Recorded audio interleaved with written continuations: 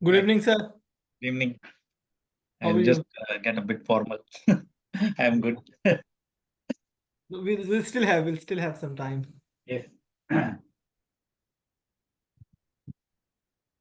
You can hear me clearly? Yeah, absolutely. Yeah. Let me change the background. It's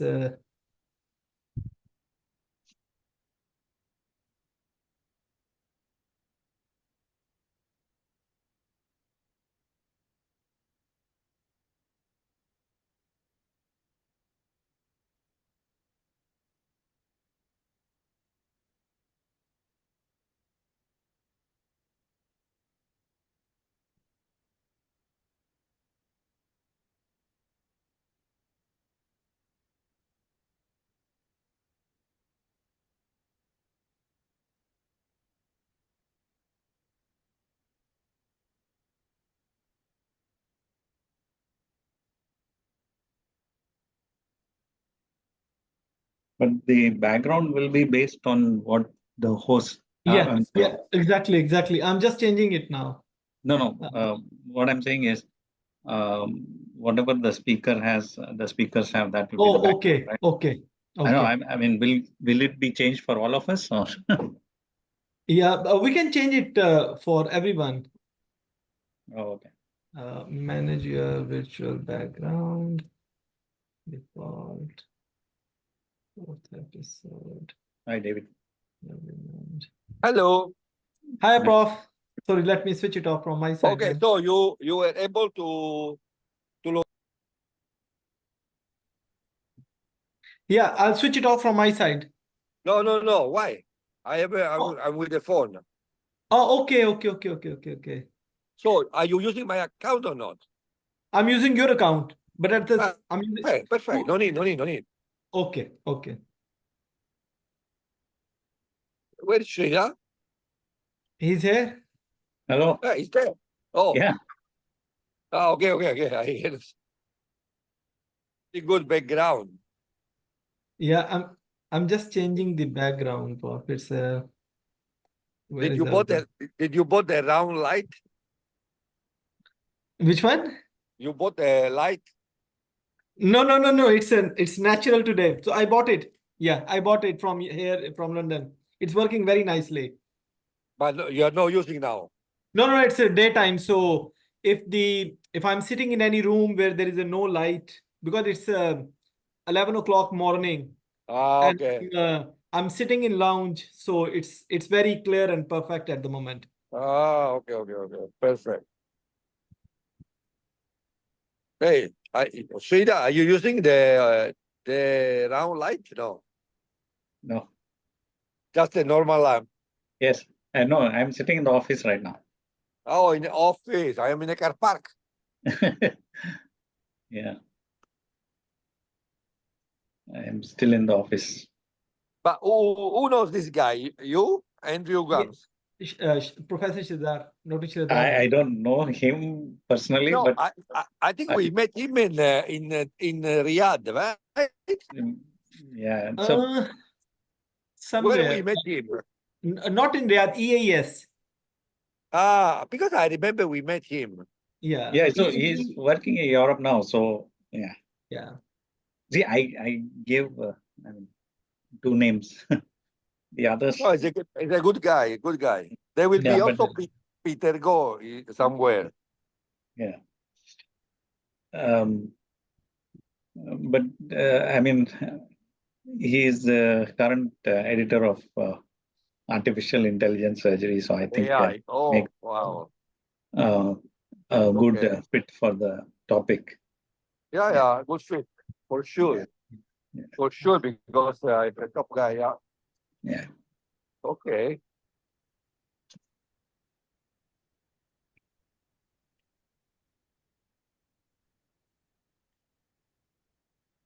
I connected with him previously on LinkedIn for something. Oh, you did already. So you know him. And yeah, through LinkedIn. Oh, okay. Personally, I haven't met him. That's very good. No, I think it's a good topic, something different. Yeah. Yes, ma'am. It's a good topic, something different.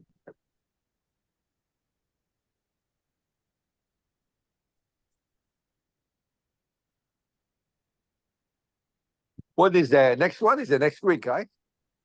The next one is two basically. The one with the Italian team, which That's the one in September, right? in September, yes. I already put you in touch with him or not? Who? I already put you in touch with him with the. No, not yet. Not Oh, yet. okay, I'm I still will do. I waiting. will. Oh, okay. Once you will send, then I'll send an invitation to Sajid and them, and then I'll plan for all event. Oh, okay. Okay.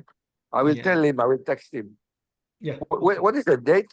In September, We said mid of September. yeah. No, we agreed for the date as well. Let me tell you the date. I think I already told him. You exactly. You said you have told them, but I haven't heard back yet. Let me give you the date, which you have decided already. It's 19 September, Thursday afternoon. Okay. 19 September, 19. Okay. 19 September. See, Thursday afternoon, yeah.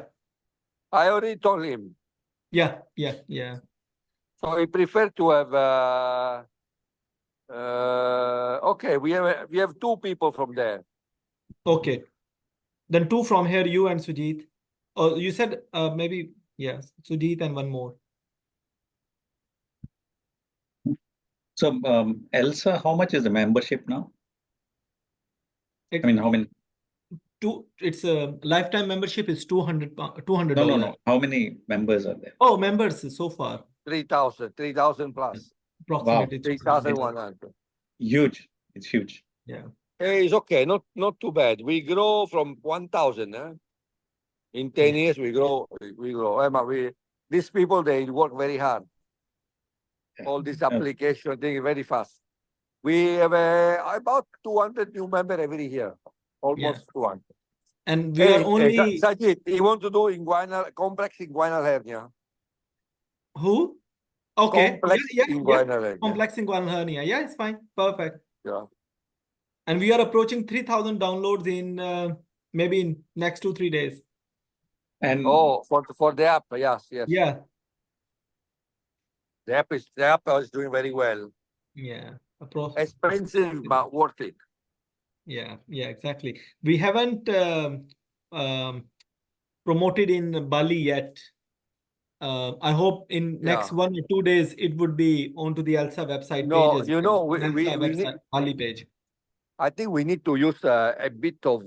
We need to make a more. You remember Email during EIS, we need to send during the conference. Maybe attend the session, attend this, visit the booth.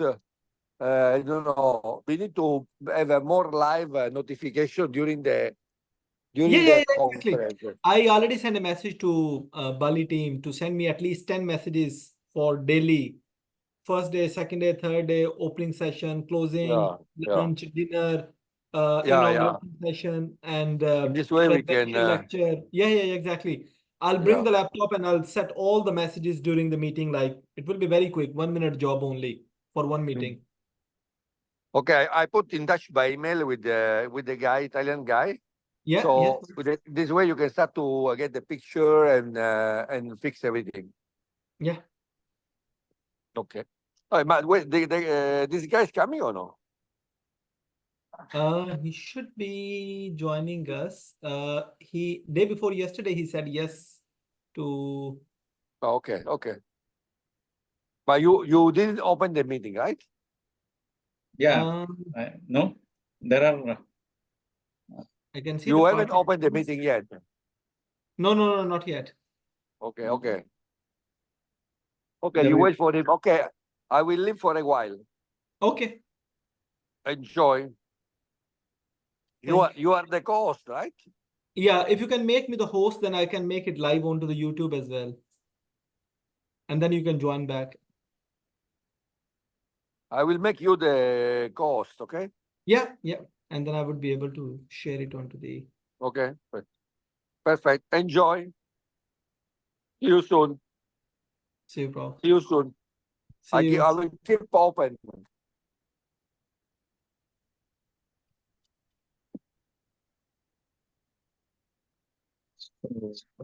Um,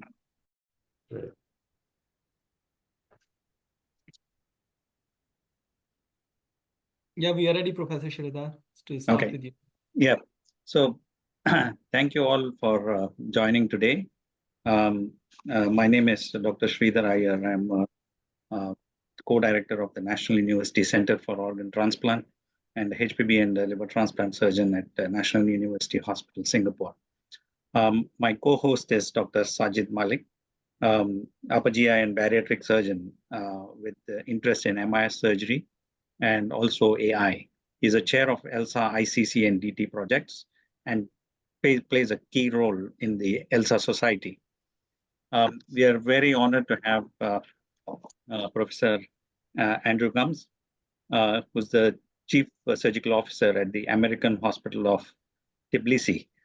He's also the Editor-in-Chief of Artificial Intelligence Surgery and CEO of Talos Surgical, which specializes in autonomous surgery.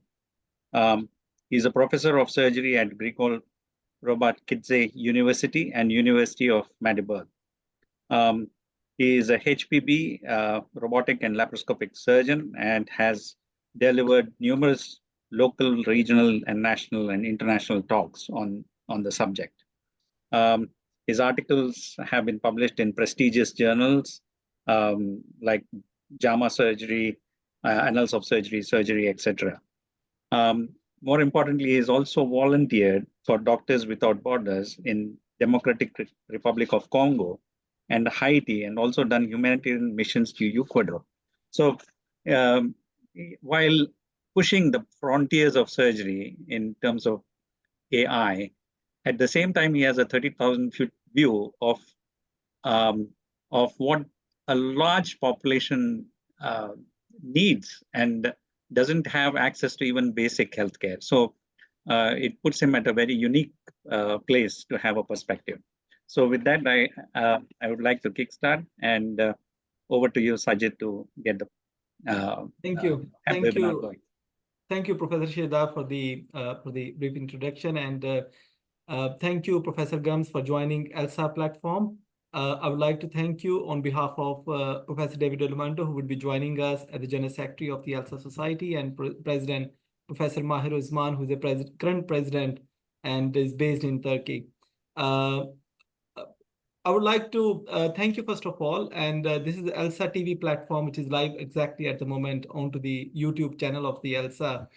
I would start with you. Like, would you tell us briefly about the background and what sparked you basically to integrate artificial intelligence in the surgery, which is in itself is very exciting, but the audience would like to hear directly from you what exactly has sparked you to integrate both things together. Well, you know, that it's funny because I'm here in Germany right now. I'm at Magdeburg, where I'm a professor. You know, with my chairman Roland Kroner. He actually lent me his office. He's over in a very important meeting. So I love using Roland's background because it has a next generation Star Trek, and I just want to put a plug-in for Star Trek. You know, Star Trek is near and dear to my heart because it was the first on-screen kiss in the United States of a Black woman and a white man. And I mentioned that because that's you know, very similar to my background. Of course, my father's Caribbean and my mother is Italian. So I've always, you know, been in love with technology from the early days of Star Trek, watching reruns in the 70s. And it's amazing. I've talked to other surgeons and how Star Trek has influenced them to dream of an ideal future of equity and equality. And it really helps you get through a bit of the misery of the reality of what we live in today. So I hate to get into to such heavy topics so soon, but with this background, I felt like God was trying to tell me something. So I initially did my medical school and undergrad at Yale University, and back then Yale University was actually one of the pioneers in laparoscopic surgery. We had this thing, Top Gun training course and everything with Butch Rosser. And I got exposed to minimally invasive surgery at an early in my training. And we were very close to Medtronic headquarters in Connecticut. It was just down the street from Yale. So I've always been very interested in technology.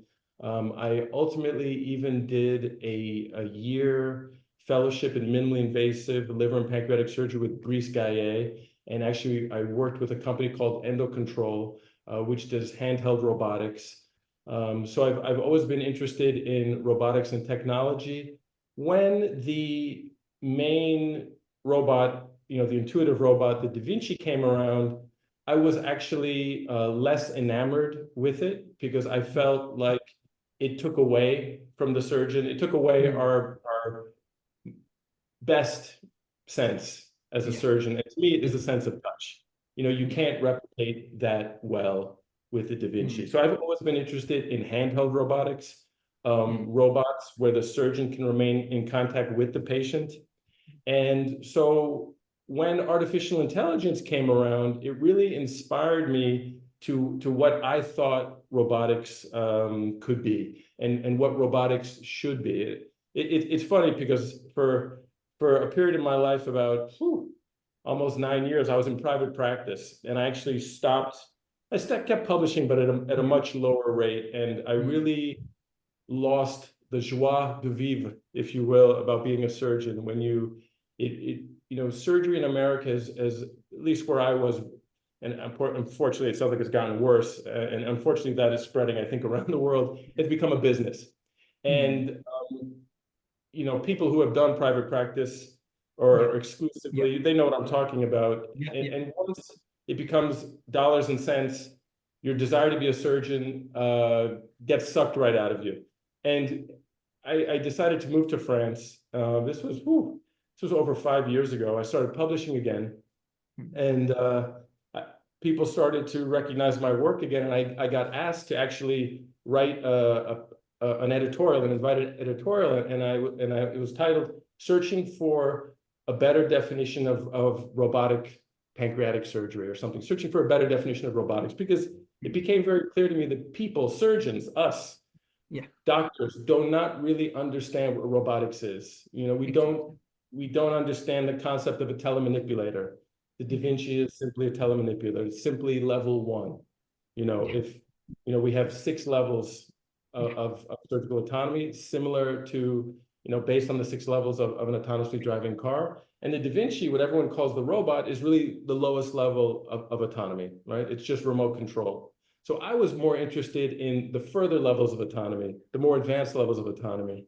And I started to, publish more in it. And I actually did a master's in artificial intelligence. I became more and more interested in it. I got asked eventually if I was interested in becoming an editor-in-chief of a journal that we wanted to call it Intelligent Surgery.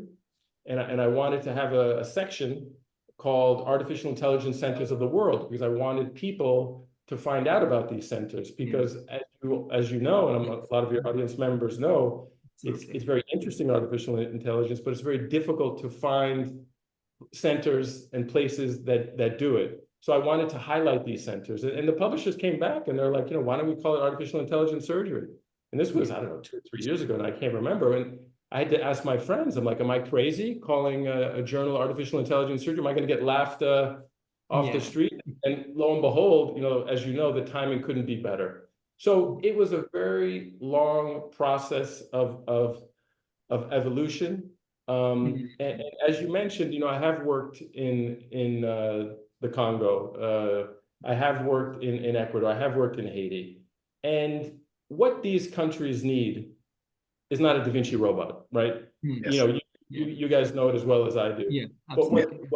But what is more fascinating, which I haven't been this fascinated to be a surgeon in my life, to be honest, but is the power of algorithms, the power of machine learning, the power of autonomy to dramatically change healthcare as we know it in our lifetime. And that's what's so exciting. And I'm sorry for that long explanation, No, but absolutely. It is but you important. asked, and that is why I cannot stress enough what an exciting time it is to be a surgeon. A lot of residents now, they're like, oh, we don't get to operate as much, we have less hours, we're doing less cases. And I'm like, look, when I was your age, I was just holding a retractor. I wasn't seeing anything. You're watching the entire procedure from the beginning to the end. Every moment, you are learning 1,000 times more than I was at your age. This is a golden age for you. Absolutely. Can't agree more. Yeah, absolutely. No, that was very fabulous to tell the audience about. Like, it's not like achieving a goal like in a straight way, in a straight pattern. It's like there are a lot of things, lot of effort, hard work, things, efforts you are putting collaterally and collateral works, which is basically bringing you at one level, and then you are exactly going for. And then I can see the passion in your talk currently at this stage as well. Like talking about still having a passion to learn and to deliver what exactly have been learned. So thank you so much for telling us like exactly. I think it would be very useful for the juniors who are basically looking forward into the future, uh, if they want to achieve, because there is a lot of misnomer about the artificial intelligence. Is the machine going to take up my job? No, definitely not. So it's rightfully explained by you. So in your experience, have this artificial intelligence have influenced the surgical field? As I said, machine is going to take up your job. So are the machine going to take up your job into the surgical field or going to influence anything into the future? Thank you. I'm so happy that you asked that question because my father's from the Caribbean, what we call developing country, what used to be called the other things back in the past, and depending on who you ask, even other terms. But I always became a doctor because I wanted to be unemployed one day. I want to be a doctor so that I can eliminate my job. That has always been my goal. But again, when I was in private practice, that was not at all the goal. And it was really focused on how do I maintain my job, maintain my patients, my pay, my salary. And, I think for people who are solely worried about protecting their job, I think personally they're in the wrong field, because I would love to, what's going to happen? I'm focused on liver and pancreatic cancers. I would love for those to be eliminated. You know what I'm going to do the next day? I'm going to have I'm going to smoke a pack of cigarettes and drink 6 beers. I mean, I obviously I'm not going to do that, but I mean, what a wonderful and joyous day. I would love to eliminate the need. That's the point of being a doctor. That's what I always thought. That being said, the artificial intelligence is not going to replace us ever. We even wrote a paper called Keeping Surgeons in the Loop, where we compared handheld robotics, liver resections for colorectal metastasis done with handheld robotics compared to the complete surgical system, the Da Vinci system. And we found that, if you do it with the surgeon in contact with the patient, a higher percentage, it's obviously just a small study, but we found that a much higher percentage of surgeries could be done minimally invasively, could be done with robotic assistance than with the complete system. The point of that paper was to argue that doctors, surgeons need to learn about artificial intelligence. They need to learn about real robotics, and they need to make the decisions. We cannot have things forced upon us. So a lot of people are afraid of artificial intelligence. They don't want to hear anything about it. And that is the biggest mistake we can make. We need young surgeons and surgeons my age who know about artificial intelligence and are driving the ship. We cannot have things imposed upon us. And my favorite example of this is, people, I remember talking about autonomous actions in surgery years ago, and people, again, thought I was being ridiculous. Even now, when I talk about autonomous actions, people, some people think I'm a little bit exaggerating, but I always use this story. I was flying back from Houston maybe 18 months ago, maybe 2 years ago. I can't remember. Flying to New York, and we land in New York, JFK, and it was a rough landing.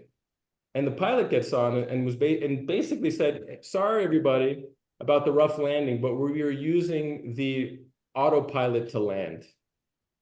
So essentially, They were using artificial intelligence, autonomous actions to land a plane with 300 patients. Yeah. I didn't even know that they used autopilot to land planes. I knew they do it for the middle part of it, but not for takeoff and landing. And nobody asked my permission. Nobody, I had no informed consent. They're just doing it, you know? So if we're not intimately aware of what autonomy means, what the different level means, what the different technologies are coming and going, what algorithms are, what deep learning architecture is, then, you know, we are going to be, you know, the next generation is going to have a big problem. So it's very important for our generation and well, I'm in the old generation now, unfortunately, but for our generation to learn about this stuff and to prepare the young people for the future. Otherwise, we're going to get left in the dust. And countries that don't focus on this are going to have a big problem in the future, unfortunately. That's right. Yeah. So, yeah, that's a great perspective. So jumping to the more specific aspects. Now, I'm a HPB surgeon. So obviously, I would like to know and also expand my own horizon. What are the promising applications you find, especially in the field of MIS? Now, ELSA has to do with minimally invasive surgery and endoscopy. And I'm a HPB surgeon. And what are the applications that we can look at in MIS and HPB? So I think, you know, there's many ways you have to look at this. First, you have to look at what happens in the operating room, and then you have to look how AI will affect things before the operating room and after the operating room. And the way I like to think of it is artificial intelligence in surgery. That involves things preoperatively and postoperatively. And then artificial intelligence surgery or autonomous actions. What helps the surgeon in the operating room? You know, all the surgeons, we would love assistance, more information in the operating room during surgery. So first off, I think the most exciting thing and the most impactful thing that exists already is radiomics, right? I love to quote my friend Takeaki Ishizawa, the chairman of surgery at Osaka. He had, you know, this paper on hepatocellular carcinoma, where they can basically tell whether, you know, just looking at radiomics, looking at the voxels, the 3D pixels, and they could tell which tumor is a bad actor and which tumor is going to be a good actor. And this dramatically exchanges what we do, terrorizing for some surgeons, because now it doesn't matter if it's just resectable, you know, it just matters, should we resect it or when we should resect it. But guess what? We cannot play around with people's lives. And we need to know, you know, you always wonder these patients, you're like, oh my goodness, I don't know what I'm doing here. There's a big tumor, you know, but what the heck, young patient. And then the patient lives for years. And then the opposite, you do a surgery, everything's fine. And then you see metastasis, you know, 3 months later on the first scan. And, you know, it's criminal for us not to be using that information now. And that information exists today. But unfortunately, a lot of hospital systems are burning money with complete robotic surgical systems, and they don't have money to put it into artificial intelligence. So that, you know, that is the first example that I love. Then we can obviously use an analysis, not obviously, but we can theoretically use an analysis of pathomics, of, you know, of looking at the pixels of pathology slides, and again, to tell bad actors, good actors. We just published a paper on whole genomic sequencing. You know, back, we remember the Human Genome Project. I don't even remember how many millions of dollars it costs, but now you can essentially do a whole genomic sequence for about $1,000, which, you know, for us is mind blowing. And, you know, why aren't we using that information? You know, we wrote a whole paper on it, but clearly, if we can, we are in an age where we can start to truly give personalized medicine, right? We've been talking about personalized medicine for decades, but we're in an era where we can do it. So I think to give us a brain so we can stop guessing is the most powerful thing that we have to focus on. But of course, this is the channel for surgeons, and we're surgeons. And we would, you know, what I think is the most exciting is augmented reality during operations. I think Biophotonics, you can argue whether it's artificial intelligence or not. It's not. It's an imaging modality. But if we could use surgeomics or a real-time analysis of the image, maybe of the intensity of the biophotonics, to again find out if the tumor is going to be a bad customer or a good customer. You know, but I am impressed with the augmented reality I've been seeing out of China. They are doing beautiful things. I mean, the images of the pancreatic vascular anatomy is stunning and beautiful. And I think, in particular, with liver metastases, I think we can actually increase our indications for surgery now, because we can have more confidence that we're catching all the mets. We can do safer surgeries. We can do more parenchymal sparing surgeries. So I love, you know, HPB surgery, as we know, is difficult. It's difficult. It's full of complications. Survival is not like colorectal and breast and it is in many ways it is a miserable profession for these reasons. But in the era of AI, you know, the marriage of AI and HPB surgery in particular is, you know, is a bon mariage. I think somebody wrote a paper in a journal using that phrase, and I love it, because we need this technology, and we can dramatically impact how we do surgery, the indications, the safety. So, you know, I could go on, but there's so much out there. So especially with pancreatic surgery, I mean, all the pancreatic HPV surgeon would have seen perfect surgery, margins are clear, and yet 3 months, 6 months down the line, they get a recurrence. And you're absolutely right. I mean, we need more than just resectable or not resectable. We are incorporating more and more, but a lot more can be done. Coming to the arena of patient safety, and that's a very important, pertinent topic. There's, you know, if you can record the critical view of safety, the most common operation, lab collie. Can you tell us something about this, and how do we incorporate it into daily practice, and how do we promote that? Because lab collie is done by general surgeons, done in all different kind of settings, from literally the most basic of healthcare to tertiary healthcare. So how can we make it safer for patients? So we'll talk about that in 1 second, but you remind me, they're starting to do a critical view of safety for Whipple procedure, critical view of safety for a sleeve gastrectomy. You know, so the critical view of safety is fundamental. And, you know, on your iPhone, you can download an app called the Surgeon's Jarvis. I think it's about $49.95. And you're a young surgeon, you're having difficulty, you can have your scrub nurse hold up the phone, turn on the camera, and it'll actually tell you if you've obtained the critical view of safety or not.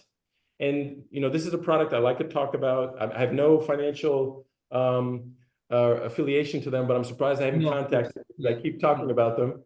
But this is a perfect example of something that exists that can help surgeons if they're having a hard time with the critical view of safety. You know, the lines turn from red to green when you've met all the criteria and what have you. So that is a perfect example. I'm surprised, you know, correct me if I'm wrong, but I haven't seen someone do a study yet. I keep asking when I go around the world, I keep asking people to do a study, to use this program and see if you're able to reduce the amount of bile duct injuries. But I think that is a great example. And, you know, I like to keep mentioning America because, you know, America oftentimes things happen first in America, but you can imagine someone gets a common bile duct injury and the lawyer finds out that you didn't use this. I should probably stop mentioning this because heaven forbid a lawyer hears one of these talks. But if you're not using this technology and you have common bile duct injury, should that be a problem?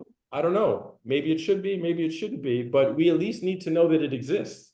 You know, anyone can download it on their phone. You don't have to be a doctor to download it on your phone. So that is a perfect example of something that's been around for, my goodness, almost 5 years now.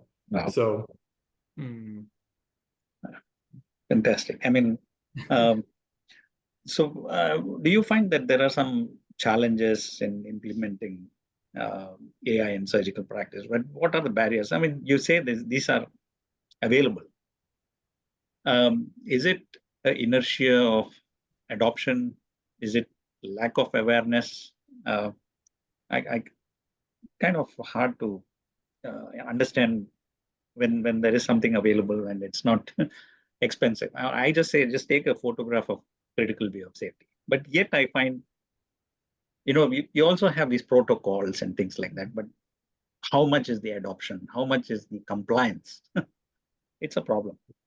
So do you find any challenges in adoption of AI? Should it be much more than what we actually do?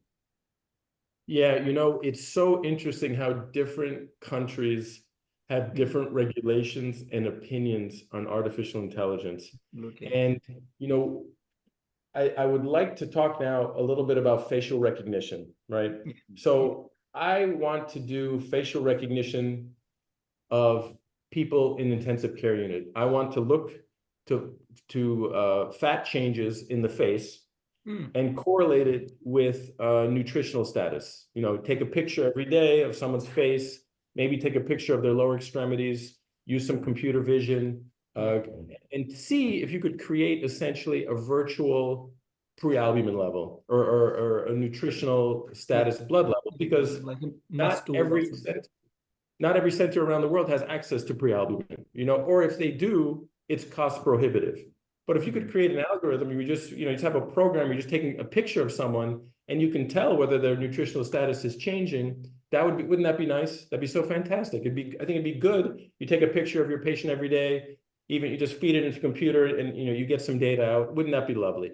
But people went crazy about the concept of privacy and all these things in countries like America. So a lot of companies stopped doing research in facial recognition. They said, you know what?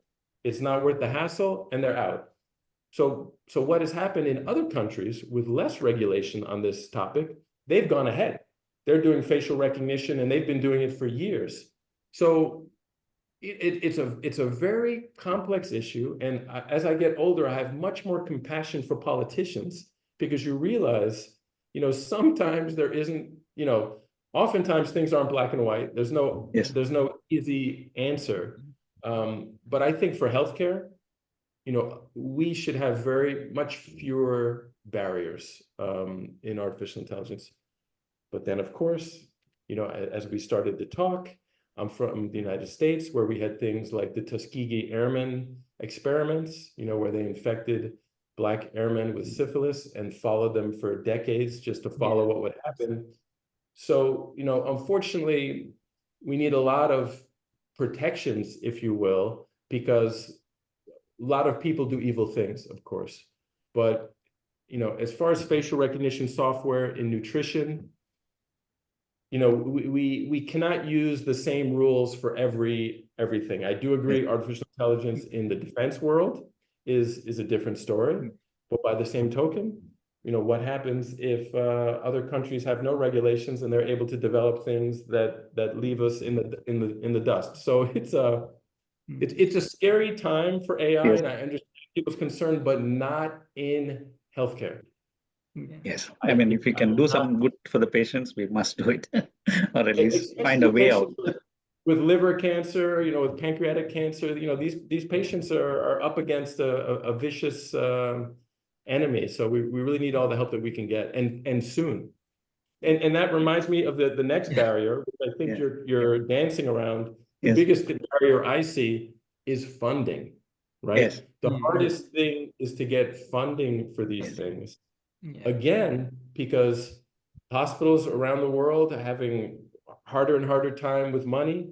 They're having to buy robots at exorbitant prices to compete with, the hospital down the street. So we have these two opposing forces of, more robotics and therefore less money for things like artificial intelligence that could probably impact more people, exponentially more people. Yeah, absolutely. That's absolutely true. And in robotics, I also find that the technology adoption and evidence doesn't always match. And many times, it's a combination of peer pressure, industry, media, rather than pure evidence. But yes, being in a seat as yourself, as editor-in-chief of artificial intelligence surgery, I also want to ask, how do you derive to seek evidence for the technology? Because many times the adoption far exceeds or outstrips the evidence most of the times, as far as technology is concerned. So, people have been talking about artificial intelligence for decades now. People have had a lot of the ideas for artificial intelligence before artificial intelligence really existed. Artificial intelligence, machine learning, deep learning, computer vision, natural language processing, all of those things were really developed over the last, I would say, 12 to 15 years. And unfortunately, people really started dreaming about things a little bit too early. But it's a nice time now because we have those algorithms now. We have reinforcement learning. We have the technology now to accomplish many of these things. It is key.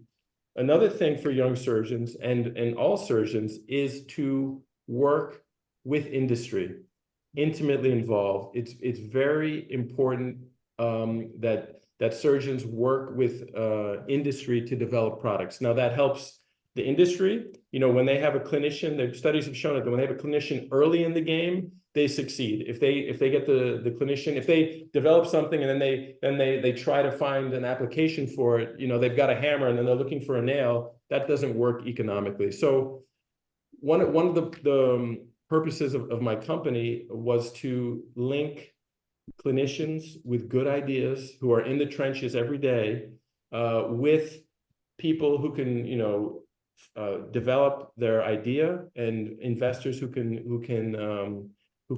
invest to help develop the idea. And I'm always surprised and saddened how difficult that is. It's almost like we don't help each other out. I find surgeons, when they get a nice connection with somebody or an investor or with a company, they hold on to it and they don't want to share it with anybody else. And I cannot tell you how many years I wasted making all of these connections, and all of these connections took me years and years to make. And wouldn't it have been nice if someone I could have just called someone and they could have helped walk me through it, but that doesn't really exist. That didn't exist, at least when I was growing up. I don't know if it's different from you, but I also noticed, being an American who now lives in Europe, America I have a different perspective on now, right? Because I'm no longer living in America. And yes. I am impressed by the sheer wealth of America and of investors, and also the risk taking that Americans have compared to other countries. So one of the things I like to do by traveling around is I like to find all of these diamonds in the rough, and I like to link them with people in America. I like to connect the world. That's another purpose of the journal, is to share knowledge, not to keep knowledge, for me, so I can earn an extra buck. If I have an idea, some people are like, oh, patent the idea, don't talk about the idea, don't do this. It's like, no, we're in it to cure patients at the end of the day, So we need to work together, and the more we work together, the sooner we will resolve these issues. Thank you. Thank you. And I think just leading from your ideas, and as you said about we now have got all the algorithms, and the technology is being incorporated, and you have given a perfect example which would make my question very easy. When you were 18 months ago, when you were traveling in USA, in Houston, I think, and they were using automated pilot. So when we talk about the automated surgery and the machine learning, deep learning things, and especially in AI, what's your opinion about a very important aspect of the ethical consideration because apart from the legalities and the regulations, being a surgeon, there are a lot of ethical and the moral responsibilities on myself, my team, as well as into the society as well. So what are the ethical considerations which are important in terms of considering incorporating artificial intelligence in surgery? So we're gonna get into it. You want to get into it? We'll get into it. But I do have to remind you know, for something I was talking about earlier. Yeah. The importance of good data. The algorithms aren't the problem. The artificial intelligence, the architectures aren't the problem. The good data is the problem. The clean data is the hard part right now. That's where we all come in. You know, if we could work together to get data in the right hands, clean data, that is really the limiting factor right now. So now to autonomous actions. We have to understand what a surgeme is, what a dexeme is. You know, we're not going to go from, you know, no surgery to the robot doing the entire procedure. A lot of surgeons, when I started talking about artificial intelligence surgery, thought that we would do that. We would go from, okay, I'm doing the laparoscopic cholecystectomy. Now the robot is doing the laparoscopic cholecystectomy. It is not going to do that. It's going to be a stepwise fashion, right? So I like to use the example of a Whipple procedure. One part of the Whipple procedure is the gastrojejunectomy, you know, the reconstruction of the stomach afterwards. That's a surgeme, okay? A surgeme, you know, multiple surgeons will create the whole Whipple procedure, right? The pancreatic head resection is a surgeme. The dissection of the unsnipped process perhaps is a surgeme, or is a dexeme of pancreatic head resection. So a dexeme is a smaller part of say, the gastrojejunectomy. Let's stick with the gastrojejunectomy. When you put the stapler in and you make the gastrointestinal anastomosis, that would be a dexeme. When you close the hole that remains, that would be another dexeme. You know, so making the holes is a dexeme, putting the stapler in, that's a dexeme, closing it, that's a dexeme. Those three dexemes, for instance, will create one surgeme, right? So, as you know, we have a stapler made by Covidien that has a sensor in it. If the tissue's not thick enough, it won't fire. If it's too thick, it'll slow down the fire. But it has, you know, level 2 autonomy. It'll do that dexeme for us. So that part of the Whipple procedure is already automated. That already exists, okay? Now, the STAR robot, I'm not sure, I think it's being developed in Johns Hopkins, but I'm not even sure. You know, that is able to do, in an animal model, I don't know if they've done it in humans, it's able to do a gastrointestinal anastomosis, in an open way or laparoscopically, all right? They have to inject fluorescent dye around the cut edges so that the robot can see what it's doing, but still, that is another example of, you know, I would probably call that of a surgeme. It's doing an entire surgeme. Well, a dexeme, I guess, because the dexeme, the injection around it would be a dexeme, and then the robot would be doing the other part, right? And that would create a surgeme. So we need to understand that it's going to be a stepwise fashion, right? And, you know, I love to use the example. People say, oh, we're so far away from level 5 autonomy, right? Level 5 autonomy is where there's no human interaction. There's no, you know, it's just the robot or the device that treats the patient, right? And so I always love to use the example. We have multiple examples of level 5 in healthcare, right? If you have a patient with an arrhythmia and they have an AICD device, the AICD will detect the arrhythmia and give a life-saving shock automatically with no doctor involved. Exactly. So that has been around for decades. Level 5 autonomy, treating, diagnosing, and saving patients' lives has been around for decades. Nobody had a problem with that regulation. Nobody, you know, is it using technically a machine learning algorithm or what have you? Give me a break. It's autonomous, right? It's level 5 autonomy. So it already exists. So, and thank God it does exist, because that can treat a patient with that problem better than you or I ever could, you know, or a pacemaker, right? It just gives someone, it's pacing them. That granted, it's automatic, if you will. Maybe it's not autonomous, it's automatic, but it's a device that is autonomous, that is treating a patient without our input. So ethically, we've already overcome that, right? And like I told you with the plane with 300 patients, the ethics, ethics in the world we live in today are really ruled by who has the power, who has the money, right? So this conversation get me in a lot of trouble. So I will shy away from that. But I think it's important to note that it exists, and there are multiple examples of level 5. So it's coming in the operating room, whether you like it or not, it's coming. Yeah. Okay, I think it's I completely agree with you. And exactly when you are talking about the same thing, the ethical consideration and the regulations, and you have also given example of the level 5. I actually had no idea about, like, exactly we already have these device around us, For which decades. is exactly For decades. Yeah. exactly for the decades. And I just recently renewed my ACLS and the thing, and I used it. I was not thinking about it, that it's an automated device. And what do you think about, like, into the future, when we, especially at your stage, when you are working as a editor-in-chief in artificial intelligence, and so how do you think that there was a paradigm shift from open to laparoscopic surgery, from laparoscopic to, there was a big gap to start with the robotic surgery.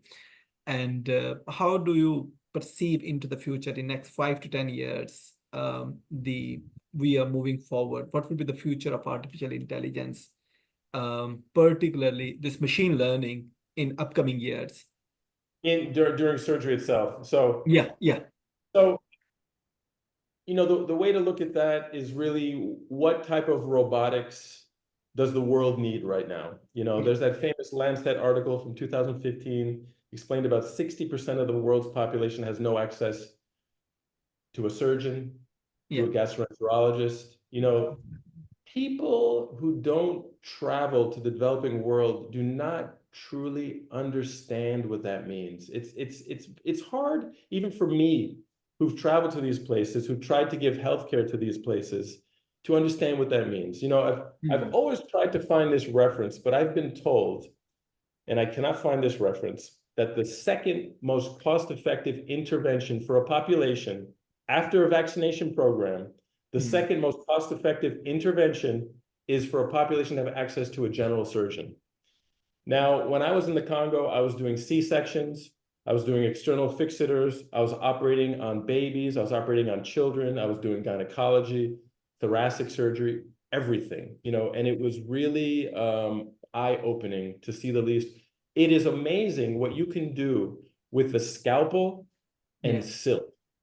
It is amazing, and you don't really appreciate it until you find yourself, and so I actually wrote a few papers on that, on how important it is once you finish your general surgery training, once you have the right to do it, how important it is for every surgeon out there to go on a mission to a developing world and to see the gift that you have given yourself, the power that you have given yourself. And once you realize this, to put on the, what are those things on horses? What are those things called? The blinders? Blinders. To put your blinders on and then just say, I'm going to be a robotic surgeon. I'm going to do this and I'm going to do that. And I'm going to do everything I can laparoscopically and minimally invasively is hard to do, because you realize how better that money could be spent, right?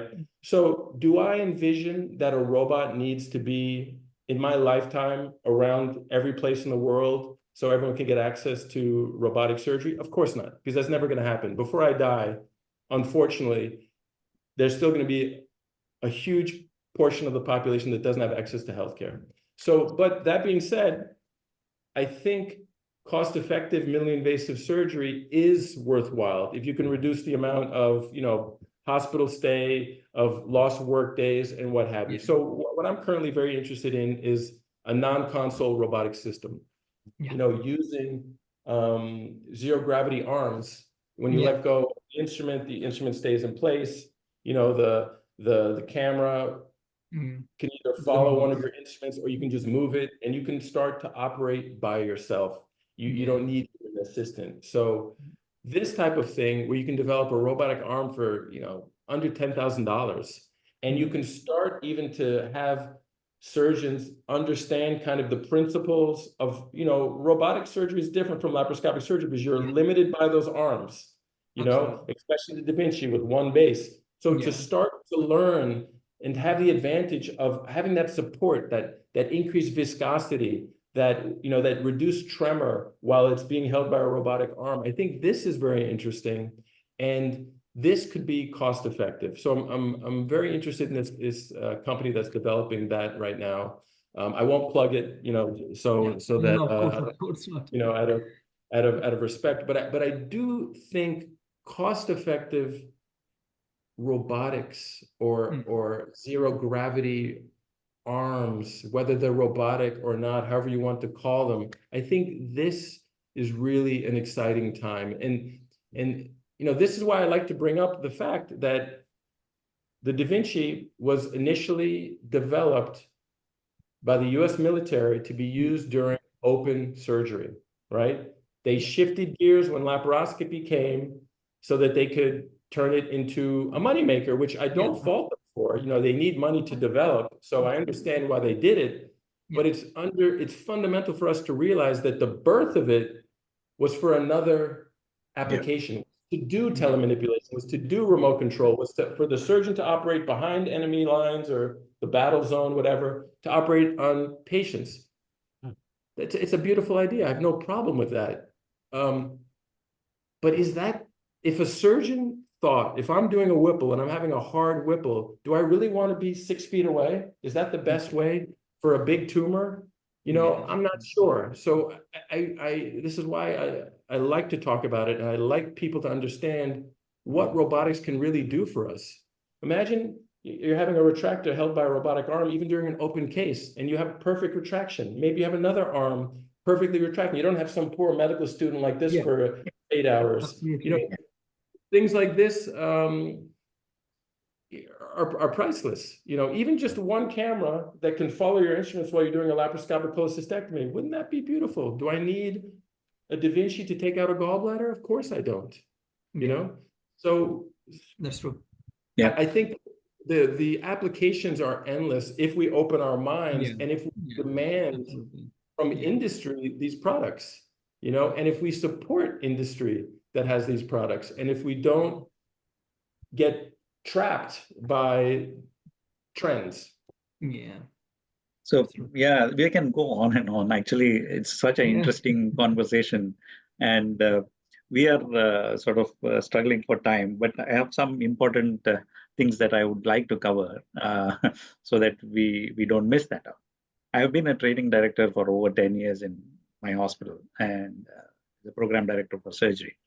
So I have an interest in training and education, and as all these societies do, we have interest in training the next generation, keeping the momentum going. Is there some practical, you know, examples? I mean, the robotic system has this ability to tell you what your economy of movements was, the accuracy and targeting and things like that. But out of the realm of Da Vinci, is there anything that we can use to improve surgical training?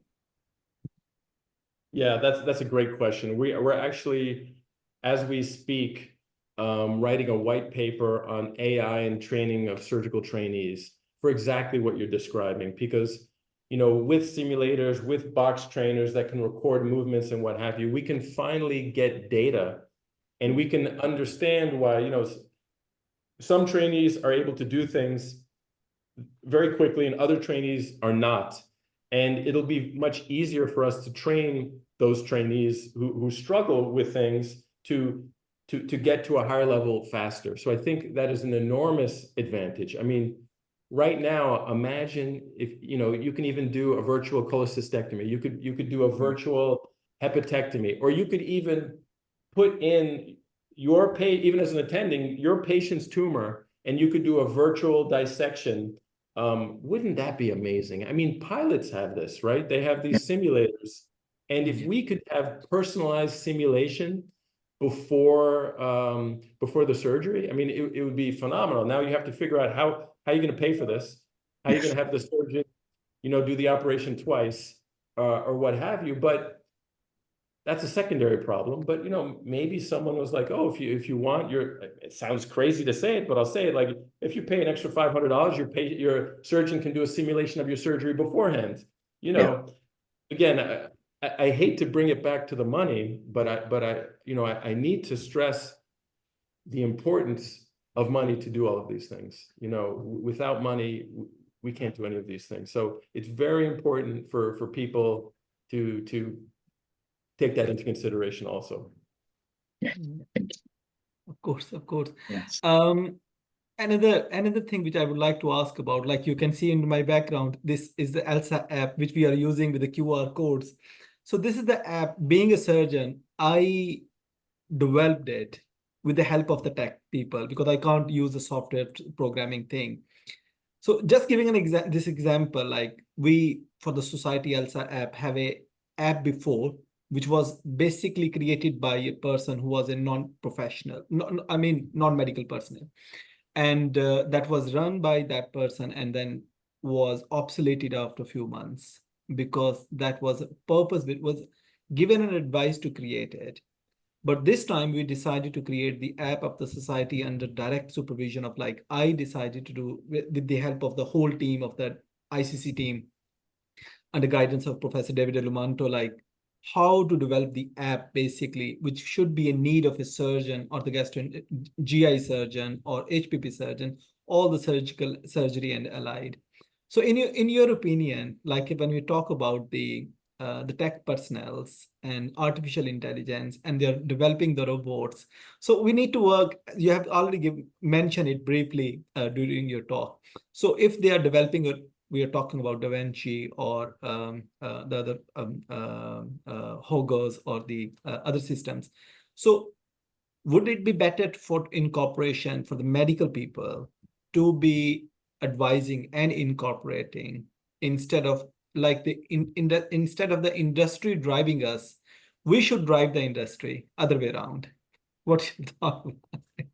In an ideal world, that would be the case, right? I mean, I think there have been many instances and studies that have shown that when doctors control a healthcare system, outcomes improve, cost decreases, and that is the way to go. Unfortunately, for the life of me, I will never understand why that paradigm has been shifting throughout essentially my entire career, and they've been putting in businessmen and women to run things, and I'm not sure if that is the best utilization of resources. That's such an infuriating topic that you scrambled my brain with that, but yeah. So it is important that we work with industry, and one of the examples I like to use is the radiation oncologists. I mean, this is a slightly. I'll get to my point. Radiation oncologists, they have a physicist full-time on staff that does the actual final calculation. Absolutely.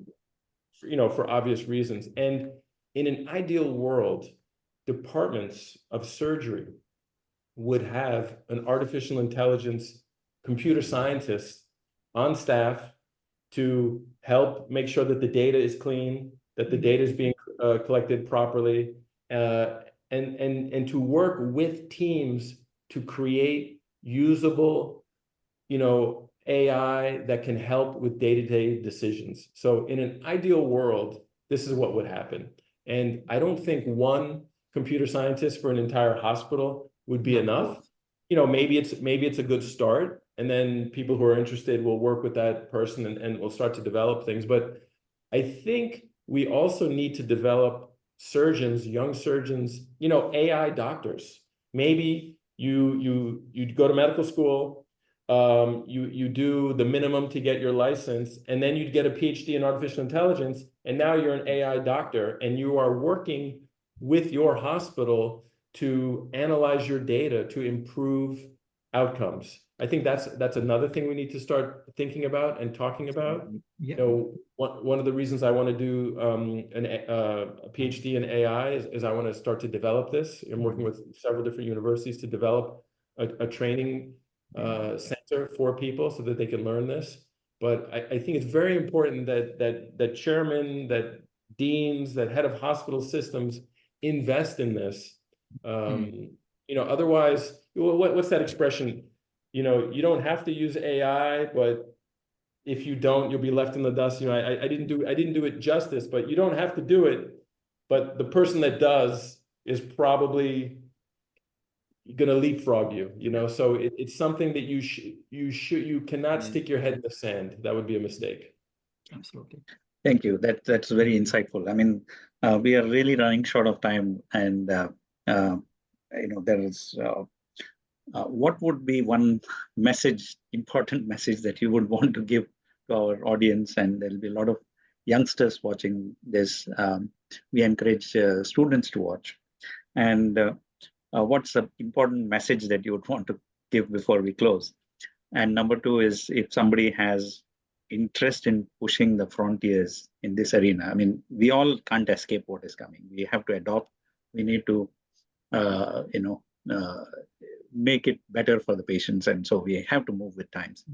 But for somebody who wants to be at the cutting edge, go to the next level, get a PhD, get a training in this arena, where should they look for? So, I mean, that would be my last question. Thank you for letting me plug the journal. I think the journal is a fantastic place because we really focus on AI from all disciplines, all surgeries. We consider endoscopy, you know, gastroenterology, bronchoscopy, interventional radiology, interventional cardiology. We consider any intervention surgery. You know, I think it's important to realize that surgery is no longer divided. It's all becoming fused, you know, and if you ignore that, you know, do that at your peril. It's very important to see what other specialties, how they're using AI, because you'll get ideas on how to do it in your patients. So I think read the journal, be an active participant. We need to support the journal so that the journal continues to exist and we can help inform people. I think getting a master's in AI is key. We're hopefully going to develop a master's soon that focuses on healthcare. So it'll be even more interesting for young doctors. And, you know, I cannot stress enough the importance of getting doctors, maybe who already are computer scientists, have a degree in computer science, getting into, you know, a certain percentage of them into medical school so that they can then do PhDs or become experts in this field.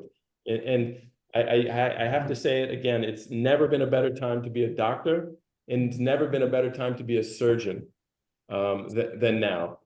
Radiologists and dermatologists, maybe not so much, but, you know, but that's a little bit of a joke, of course. Yeah. Of course. Yeah. Thank you so much. Thank you, Prof. Thank you, Professor Shridhar, for giving time, and especially I would like to say thank you to Professor Andrew Gums for giving time basically on this platform of ELSA Society.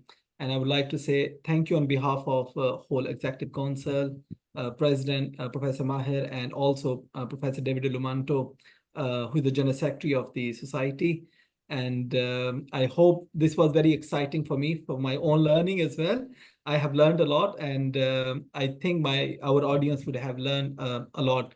I hope we would invite Professor Gums again onto this platform and with a new exciting topic, and maybe when the things would be moving forward to the level 5 and 6 or some new advancement. And thank you again. Thank you so much. And I hope to see you again into the next episode. Sorry, Professor Gums, want to... Sorry to say to get the last word. No, please. I want to invite both of you to do the podcast. We have a podcast, Artificial Intelligence and Cybersurgery.